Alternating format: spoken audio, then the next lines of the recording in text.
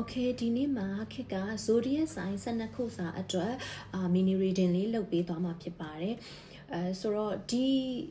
zodiac sign reading นี้ဖတ်တဲ့အခါကြလို့ရှိရင်ကိုယ့်ရဲ့ sun sign တစ်ခုတည်းကိုပဲမဖတ်ပါနဲ့အဓိက sign တွေဖြစ်တဲ့ sun moon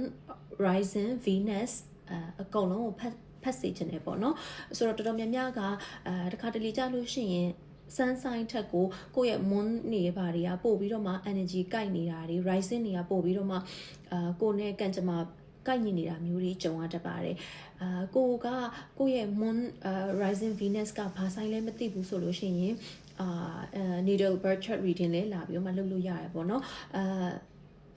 ဥမာအချစ်ရေးတွေဘာတွေဆိုလို့ရှိရင် sun sign reading ကိုဖတ်ရုံနဲ့ကိုယ်နဲ့ကိုက်ချင်မှကိုက်လိမ့်မယ်ကိုယ့်ရဲ့ venus ကဘာလဲဆိုတာတော့ကြည့်ပြီးတော့မှကိုယ် venus sign ကိုလိုက်ပြီးတော့reading ကိုလိုက်ကြည့်တာပိုကောင်းတယ်ပေါ့နော် okay so အဲ့ဒါဆိုတော့ဒီနေ့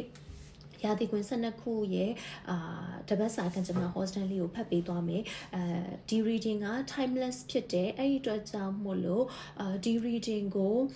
ဘယ်အချိန်ပဲဖြစ်ဖြစ်တွေ့တဲ့ချိန်ကနေတပတ်အတွင်းဖြစ်မဲ့ကံကြမ္မာလို့ယူလို့ရတယ်ပေါ့နော်ဆိုတော့ဒီနေ့ပဲတွေ့မနှက်ပြန်မဲ့တွေ့နောက်တစ်နှစ်ကြာမှပဲတွေ့တဲ့ချိန်ကနေတပတ်အတွင်းဖြစ်မဲ့ကံကြမ္မာလို့ယူလို့ရတယ်โอเคအဲ့တော့စလိုက်ကြမယ် Aries ကစမယ်ပေါ့နော် Aries to Pisces အစဉ်လိုက်ဖတ်ပေးသွားမယ်ဆိုတော့ Aries တွေအတွက်ကတ်လေးက okay Ace of Cups ဆိုတဲ့ကတ်လေးထွက်တယ်ပေါ့နော်ဆိုတော့ Aries လေးတွေအတွက်နောက်တစ်ပတ်ရက်တစ်ပတ်တာကံကြမ္မာအနေနဲ့ကကြတော့အရန်ကောင်းနေတယ်ပေါ့နော်ဆိုတော့ဒီကတ်လေးကဆိုလို့ရှိရင်လုံးဝလူမနတ်မကတ်ပေါ့နော်ကိုယ့်ရဲ့စူးစမ်းအားထုတ်မှုမပါဘဲနဲ့ကိုလုံးဝမှအဆင်ပြေအောင်မြင်ချောမွေ့ပြီးတော့မှအေးချမ်းမဲ့နမိတ်ပေါ့နော်ဒါလုံးဝပြောရမယ်ဆိုဖျားသခင်ကောင်းကြီးပေးခံရတဲ့ကပ်ပေါ့နော်အရာအေဂျင့်ပြီးတော့မှအဆင်ပြေပါမယ် Aries တွေအတွက်နောက်ထပ်တစ်ပတ်အတွင်းမှာဆိုလို့ရှိရင် okay ပြီးရင် Taurus okay Taurus တွေအတွက်ကကြတော့ the devil ဆိုတဲ့ကတ်လေးထွက်တယ်ပေါ့နော်ဆိုတော့နည်းနည်းဒီကတ်ကကြတော့လေပုံကနည်းနည်းcommunity guideline ခွင့်မပြုတဲ့နည်းနည်း new ဟိုဟာလေးပါလို့ပေါ့နော်ကြာကြီးတော့မပြတော့ဆိုတော့ devil ဆိုတဲ့ကတ်ကကြတော့သူက Capricorn energy ကိုစားပြုတယ်ဆိုတော့ကတ်ကနည်းနည်းလေးတော့ negative sun နဲ့ toxic ဖြစ်တယ်ပေါ့နော်ဆိုတော့ Taurus တွေအနေနဲ့ကကြတော့ကောင်းတဲ့ဘက်ကတွေးမယ်ဆိုလို့ရှိရင်တော့နောက်ထပ်ဒီတစ်ပတ်အတွင်းမှာဒါ Capricorn တရားရောက်နဲ့ဒီလောက်ရတာသူ့ energy နဲ့ကြုံရတာမျိုးတွေဖြစ်ကောင်းဖြစ်နိုင်တယ်ဒီကတ်ရဲ့ energy ကကြတော့နည်းနည်းလေး toxic ဖြစ်တယ်ခုနပြောသလိုaddiction တွေကိုပြရတယ်ပေါ့နော်ဆိုတော့ဆွဲလန်းမှုဆိုလို့ရှိရင်ဒါလုံးဝမူရစ်စေဝါးတွေမှာဆွဲလန်းတတ်တာမဟုတ်ဘူးလေကိုကတခုခုဆိုလို့ရှိရင်အလုံးလုံးတာကိုဆွဲလန်းတာအစားအသောက်ကိုဆွဲလန်းတာအဲ့လိုမျိုးတွေကလည်း addiction ပဲပေါ့နော်ဆိုတော့ Taurus လေးတွေအနေနဲ့နောက်တစ်ပတ်အတွင်းမှာဒီလိုမျိုးအလွန်အကျူးမဖြစ်ဖို့ပေါ့နော်ကို balance ဖြစ်ဖို့ကိုသတိထားပေးရမယ်Capricorn တရားနဲ့ deal လုပ်ရတာမျိုးတွေဖြစ်ကောင်းဖြစ်နိုင်တယ်ပေါ့နော်ဆိုတော့ဒါ Taurus okay Taurus ပြီးလို့ရှိရင် Gemini okay Gemini အတွက်ကကြတော့the tower ဆိုတဲ့ကတ်လေးကြားတယ်ပေါ့နော်ဆိုတော့ tower ဆိုတဲ့ကတ်ကိုကြားလို့ရှိရင်လူတော်များများကြောက်တက်ကြတယ်ပေါ့နော်ဆိုတော့ tower က100% တော့လေသူကမကောင်းတဲ့ကတ်တော့မဟုတ်ဘူးအရင်လေးကြောက်စရာတော့မလိုဘူးပေါ့နော်ဘာဖြစ်လဲဆိုတော့ tower ဆိုတဲ့အတိုင်းသူကဒါဒီမှာကြည့်မယ်ဆိုလို့ရှိရင်ဒါGemini တွေအတွက်ကတပတ်အတွင်းမှာဒါဖြိုချဖြက်စီးခံရမယ်ပေါ့နော်ဆိုတော့တကူခုကိုmanifest ထားရတယ်ဆိုလို့ရှိရင်တော့ကိုလိုချင်တဲ့အရာရဖို့အတွက်အဲ့အရာဝင်မှုကိုယ့်ဘဝထဲမှာနေရာမရှိဘူးဆိုလို့ရှိရင်ကိုယ့်ဘဝထဲမှာနေရာပေးထားတဲ့အရာတွေကိုအရင်ဆုံးuniversity ကဖြိုချဖြက်စီးပြင်မယ်အဲ့တော့ကိုမမျှော်လင့်ထားပဲကိုကစုပ်ကင်ထားတဲ့အရာတွေဖြိုချဖြက်စီးခြင်းခံရတာမျိုးတွေနဲ့ကြုံတွေ့ရတတ်တယ်ပေါ့နော်ကိုယ့်ဘဝတွေကနေဆွန့်ခွာသွားတာမျိုးတွေကြုံတွေ့ရတတ်တယ်နောက်တစ်ခုကGemini လေးတွေအနေနဲ့ကကြတော့နောက်တစ်ပတ်အတွင်းမှာငလင်ဖြစ်မဲ့ဟာလေးတွေကိုလည်းနည်းနည်းလေးသတိထားစီချင်တယ်ပေါ့နော်ဆိုတော့ okay ဒါ Gemini ပြီးသွားလို့ရှိရင် Cancer လေးတွေအတွက်ကကြတော့eight of swords ဆိုတဲ့ကတ်လေးကြားတယ်ပေါ့နော်ဆိုတော့Cancer လေးတွေအနေနဲ့ကနောက်တစ်ပတ်မှာဆိုလို့ရှိရင် तू ကမလှုပ်တာမရွေးတာအခြေအနေပေါ့နော်ကိုယ့်ရဲ့ဘေးပတ်ဝန်းကျင်မှာလူတွေကရှိနေပေမဲ့လေကိုယ့်ကိုဝိုင်းရံထားတယ်လို့ထင်ရပေမဲ့တကယ်တမ်းကျတော့ကိုယ့်ရဲ့တိုးတက်မှုအဲ့လောက်ကြီးအားပေးပြီးတော့ support လုပ်ပေးနေတဲ့ပတ်ဝန်းကျင်တော့ဟုတ်မနေဘူးပေါ့နော်ပြီးလို့ရှိရင် cancer တွေအနေနဲ့ကဖန်ဆီးချုပ်နှောင်ခြင်းခံရတာမျိုးတွေသတိထားရမယ်နောက်ပြီးတော့ကိုယ့်ကိုလိုက်ပြီးတော့နာမည်ဖြတ်တာမျိုးတွေကြုံရတတ်တယ်ပေါ့နော် အိမ်မြောင်တွေကစုပ်ထိုးတယ်အဲ့တော့နမိတ်လက္ခဏာတွေပေါ့နော် confirmation နေနဲ့လည်းယူလို့ရတယ်အဲ့တော့အဲ့ဒါလေးတွေတစ်ချက်သတိထားရမယ်ပေါ့နော်အကယ်၍ cancel လေးတွေအနေနဲ့ကနောက်တစ်ပတ်တွင်မှာအိမ်နောင်ရေးအခြေရေးဆိုလို့ရှိရင်လေကိုကလေလုံးဝအကျဉ်းချနေတယ်လို့မျိုးဖြစ်တဲ့အိမ်တောင်ရေးမျိုးမှာရောက်နေတယ်လို့ခံစားရတဲ့အခြေအနေမျိုးဖြစ်တတ်တယ်ပေါ့နော်ဒါတစ်ပတ်အတွင်း energy ကိုပြောတာ okay cancel ပြီးလို့ရှိရင် Leo okay Leo တွေအတွက်ကကြတော့judgment ဆိုတဲ့ကတ်လေးကြားရတယ်ပေါ့နော်ဆိုတော့ခေတ်ကဒီနေ့မှာတော့ကတ်တွေကို reverse မဖတ်တော့ဘူးအတက်လေးတွေပဲဖတ်လိုက်တော့မယ်ပေါ့နော်ဆိုတော့ judgment ဆိုတဲ့ကတ်ကကြတော့ဒီနတ်သားရဲ့တဘိုးခရာမှုတ်တံမှာတေပြီးသားသူတွေကပြန်ပြီးတော့မှရှင်တစ်ဖက်ပြန်လဲရှင်ပြန်ထမြောက်တယ်ဆိုတော့နမိတ်အတိုင်းပဲပေါ့နော်သူ့ရဲ့နမိတ်လက္ခဏာအတိုင်းပဲလီယိုရီအနေနဲ့ကကြတော့တပတ်အတွင်းမှာကိုကမဖြစ်နိုင်တော့ဘူးလို့ထင်ထားတဲ့အရာတွေကိုမမျှော်လင့်ထားတဲ့အရာတွေကောင်းတဲ့အရာတွေကဖြစ်လာလိမ့်မယ်ပေါ့နော်ဒါဒီကိုယ့်ရဲ့အဆောင်ရှောက်တွေမမြင်နိုင်တဲ့နေရာတွေကထောက်ပံ့အကူအညီတွေနဲ့ကိုဘလို့မထင်ထားတဲ့ကောင်းခြင်းတွေမဟုတ်ဘူးเนาะကိုကမထင်ထားတဲ့အရာဥပမာတေးပြီးသားလူတွေပြန်လဲရှင်ပြန်ထမြောက်တယ်လို့ကဲ့သို့တော့ကိုလုံးဝမဖြစ်နိုင်တော့ဘူးလို့ထင်ထားတဲ့အရာတွေကလီယိုတွေအတွက်ဖြစ်လာတာကောင်းတဲ့အရာတွေဖြစ်လာတာမျိုးလေးတွေကြုံရနိုင်တဲ့တစ်ပတ်အတွင်းပေါ့เนาะ okay လီယိုပြီးရင် Virgo okay Virgo တွေအတွက်ကကြတော့ death ဆိုတဲ့ကတ်လေးကြားရပေါ့เนาะဆိုတော့ဒီကတ်လေးကကြတော့Scorpio ရဲ့ energy ပေါ့เนาะဆိုတော့death ကကြလို့လေအရင်ကြီးတော့ကြောက်စရာမလိုဘူးသူကကြတော့သူကလည်းတေဆုံပြီးတော့ပြန်ပြီးတော့အသစ်တစ်ဖန်မွေးမြူဖို့ပေါ့နော်ခုနလိုမျိုးဒီ judgment ရဲ့ရှင်ပြန်ထမြောက်ခြင်းကကြတော့နည်းနည်းခရိယန်ပုံစံမျိုးတစ်ဖန်ပြန်လဲရှင်ပြန်ထမြောက်တာဒီကကြဒီ dark ရဲ့ရှင်ပြန်ထမြောက်ခြင်းကကြတော့နည်းနည်းလေးဗုဒ္ဓဘာသာရဲ့ရှင်ပြန်တေဆုံပြီးပြန်မွေးဖွားတဲ့ဟာလိုမျိုးပေါ့နော်သူကတခု transformation လို့ပြောလို့ရမယ်အဲ့တော့ Virgo တွေအနေနဲ့ကကြတော့နောက်တစ်ဖက်တာတွင်မှာ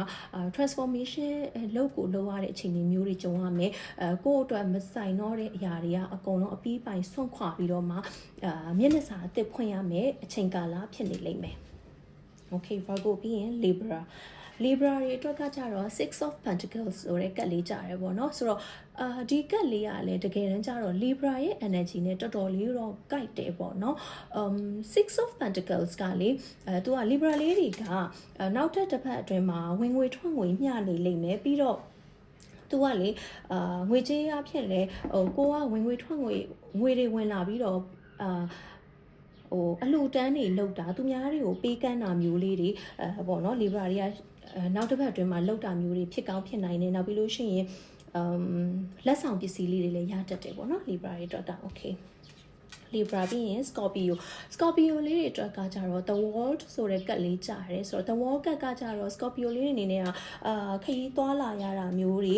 သတင်းစကားကောင်းကြားရတာလေးတွေကိုတစ်ပတ်အတွင်းမှာကြုံရနိုင်တယ်Okay Scorpio ပြီးသွားလို့ရှိရင် Sagittarius အတွက်က Forum Ones ဆိုတဲ့ကတ်လေးကြားရပေါ့နော်ဆိုတော့ဒီကတ်လေးကဆိုလို့ရှိရင်ဘယ်လိုပြောမလဲကိုဆိုင်တဲ့ပင်ကိုပြန်ရိတ်သိမ်းရတယ်ဒါပေမဲ့ကောင်းမွန်တယ်ပေါ့နော်အသီးပွင့်ကိုခံစားရတဲ့ဟာဥမာ partnership ဆိုလို့ရှိရင်လည်းနှစ်ယောက်တူတူပေါ့နော်ဒိုးတူပေါင်ဘက်လှုပ်ခဲ့တဲ့အလုပ်တွေကအသီးပွင့်တွေကိုတူတူဝေဆစာနဲ့ပြန်ပြီးတော့ခံစားရတဲ့အခြေအနေပေါ့နော်လုပ်ငန်းမှာဆိုလဲ partnership ကောင်းနေရမယ် relationship မှာဆိုလဲကိုယ်နဲ့ harmony ဖြစ်တဲ့ partner တွေနဲ့အတူတူပြန်ပြီးတော့မှအသီးပွင့်နေပြန်ခံစားရမယ်ကာလဖြစ်တယ်ပေါ့နော် okay ပြီးသွားလို့ရှိရင် Capricorn နေအတွက်က The Hierophant ဆိုတဲ့ကတ်လေးကြားပဲပေါ့နော် okay The Hierophant ကကြတော့ Taurus energy Capricorn လေးတွေအနေနဲ့ကကြတော့လေနောက်တစ်ပတ်အတွင်းမှာအဲ့လိုမျိုးဥမာပညာရေးအတွက်ဆိုလို့ရှိရင်ဆရာကောင်းတမကောင်းတွေနဲ့ကြုံရနိုင်တယ်အကယ်၍ဥမာပညာဆိုရင်sorry ပညာဆိုလို့ရှိရင်လည်းအမြင့်ဆုံးပညာရေးပေါ့နော်ပြီးလို့ရှိရင်မတူညီတဲ့ဘာသာရဲ့နှစ်မျိုးကိုလေ့လာရတာမျိုးတွေဖြစ်နိုင်တယ်ပြီးလို့ရှိရင်ဥမာပညာရေးနဲ့စီးပွားရေးနဲ့တွဲလုပ်တဲ့သူတွေဆိုလို့ရှိရင်လည်းနှစ်ခုလုံးမှာအောင်မြင်နိုင်တယ်ပေါ့နော်Hierophant ရဲ့ energy ကဒီ အချွေရန်နေပေါ်များတာအစအရာမှာအောင်မြင်အဆင်ပြေတဲ့အနေအထားလေးတွေမှာ Capricorn ကနောက်တစ်ပတ်အတွင်းမှာရှိနေမယ်ပေါ့နော်နောက်တစ်ခုထူးခြားတာကလေအခုခုနကြည့်တာဒီ Capricorn တွေကိုကြည့်တဲ့အချိန်မှာTaurus ရဲ့ major gap ပေါ့နော် Hierophant ကျလာတယ်ခုနTaurus ကိုကြည့်တဲ့အချိန်မှာ Capricorn ရဲ့ major gap double ကျလာတယ်အဲ့တော့ဒီလို case တွေဆိုလို့ရှိရင် confirmation အနေနဲ့ယူလို့ရတာကနောက်ထပ်တစ်ပတ်အတွင်းမှာဆိုလို့ရှိရင် Capricorn တွေက Taurus တရားရောက်နဲ့ဒီလိုရတာမျိုးဆက်ဆံရတာမျိုးကြုံရနိုင်တယ်အပြန်လန်ပေါ့နော် vice versa Taurus တွေက Capricorn တရားရောက်နဲ့ဒီလိုရတာပြောဆက်ဆံရတာမျိုးတွေကြုံရနိုင်တယ်ဒီလိုမျိုးဆိုရင်ဒါ major cut တွေရဲ့ double major cut တွေရဲ့ energy ကြတော့ double confirmation လို့မျိုးလဲယူလို့ရတယ်ပေါ့နော် okay ပြီးရင် Aquarius တွေရဲ့ energy ကNine of Pentacles ဆိုတဲ့ကတ်လေးကြားတယ်ဆိုတော့ Aquarius တွေကလေငွေကြေးကံလည်းကောင်းနေတယ်နောက်ပြီးတော့အလှပတွေအတွက်အလှပနဲ့ဥမာ fashion ပေါ့နော်အဝတ်စားအသုံးဆောင်ပစ္စည်းတွေအတွက်ငွေကုန်ကြေးကြများတာမျိုးတွေလည်းဖြစ်နိုင်တယ်နောက်ပြီးလို့ရှိရင်ဥမာလုပ်ငန်းဆိုလို့ရှိရင်လည်းအဲ့လိုမျိုးပေါ့နော်အလှပနဲ့ဆိုင်တဲ့ beauty နဲ့ဆိုင်တဲ့ဟာ fashion နဲ့ဆိုင်တဲ့လုပ်ငန်းတွေလုပ်ရတဲ့အမျိုးသမီးတရားရဲ့ energy နဲ့ရှိနေရပေါ့နော်ဆိုတော့ဒီမျိုးသမီးရဆိုလို့ရှိရင်လည်းအဲ့လိုသူနာမှာအဲ့လိုတီတီတတာလေးတွေစကားပြောတဲ့လူမရှိရင်မနေတတ်တဲ့ပုံစံမျိုးအဲ့လိုမျိုးသမီးတယောက်နဲ့ဂျုံတွေ့ပြောဆိုဆက်ဆံရတာမျိုးတစ်ပတ်အတွင်းမှာရှိနိုင်တယ်လို့ကိုယ်တိုင်ကလည်းဒီလို energy မျိုးရှိနေတာလည်းဖြစ်ကောင်းဖြစ်နိုင်တယ်ဒါ Aquarius လေးတွေအတွက် okay နောက်ဆုံးက Pisces လေးတွေကကြတော့ Ten of Pentacles ဆိုတဲ့ကတ်လေးကြားရဲဆိုတော့ Pisces တွေအတွက်ကကြတော့လေငွေကြေးရေးကံကောင်းနေတယ်မိသားစုပေါ့နော်ပြောရှင်မိသားစုလိုက်ငွေကြေးကံကြမှာကောင်းနေတဲ့အခြေအနေဖြစ်တယ်ပေါ့နော်ဆိုတော့ powerful family Pisces တွေအတွက်ကလည်းငွေကြေးရေးကံကောင်းနေတယ် okay အဲ့ဒါဆိုတော့ zodiac sign ရာသီကွင်း12ခုလုံးအတွက်hostel လေးပြီးသွားပြီဆိုတော့12ခုလုံးအတွက် universe ကပေးချင်တဲ့ message လေးကိုကြည့်မယ်okay strength ဆိုတဲ့ကတ်လေးပေါ့နော်ဆိုတော့ဒီ strength ဆိုတဲ့ကတ်လေးကြားတဲ့အတွက်ကြောင့်မို့လို့ zodiac sign 12ခုလုံးကိုပေးချင်တဲ့ message ကတော့ဒီတစ်ပတ်အတွင်းမှာတူတူတွဲဖက်လုပ်ကင်ရတဲ့လုပ်ငန်းတွေပေါ့နော်partnership တွေလုပ်ရမယ်ပြီးလို့ရှိရင်ဒီမှာဆိုလို့ရှိရင်ဒီကတ်လေးမှာဆိုရင်အမျိုးသမီးလေးကခြင်သေးကိုပေါ့နော်လုံးဝအင်အားကြီးမားတဲ့ခြင်သေးကိုလုံးဝ love and wisdom ပေါ့နော်သူ့ရဲ့အဉာဏ်ပညာချက်ချင်းမြတ်တာနဲ့ပဲကောင်းမွန်စွာဂိုင်းတွဲ handle လုပ်နိုင်တဲ့အနေအထားပေါ့နော်အဲ့လိုပဲလုံးဝဒီ zodiac sign 12ခုလုံးအတွက်တစ်ပတ်အတွင်းမှာဉာဏ်ပညာနဲ့ချက်ချင်းမြတ်တာအောင်အခြေခံပြီးတော့မှ partnership တွေတွဲလုပ်ပါဆိုပြီးတော့ universe ကအကြံပေးထားပါတယ်ဆိုတော့ခုနပြောခဲ့သလိုပဲဒီ zodiac reading တွေကြည့်တဲ့ခါကျလို့ရှိရင်ကိုယ့်ရဲ့ sun moon rising venus အကုန်လုံးကိုကြည့်ပြီးတော့ဘယ်ဟာနဲ့ energy ကိုက်လဲဆိုတာမျိုးကြည့်စေချင်ပါတယ်အခုပြောသွားတယ်ဟောပြီးသွားတယ် hostel ကကိုနဲ့ energy ကိုက်တယ်ဆိုလို့ရှိရင် comment မှာပြောသွားခဲ့ပေးပါဒီလို reading လေးတွေဆက်ပြီးတော့မှကြည့်ချင်တယ်ဆိုလို့ရှိရင်လည်း comment မှာပြောသွားခဲ့ပေးပါကျေးဇူးတင်ပါတယ်